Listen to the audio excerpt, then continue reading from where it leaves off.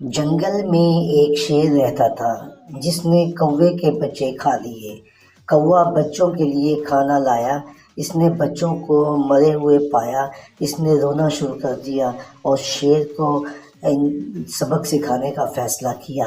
وہ شیر سے انتقام لینے کے لیے اس کے پاؤں کے نشانات دیکھ کر اس کے پیچھے آیا۔ درخت پر اس نے شہد کے مکھیوں کا چھتا دیکھا، اس نے اس چھتے کو اپنی چونچ سے کھینچا اور درخت اسے اٹھا کر شیر کے تعاقب میں نکل گیا۔ ایک جگہ شیر دوسرے جانور پر حملہ کر رہا تھا، اس نے شیر کے اوپر مکھیوں کا چھتا پھینک دیا، شہد کی مکھیوں نے شیر پر حملہ کر دیا۔ اس طرح شیر اپنے انجام کو پہنچ گیا۔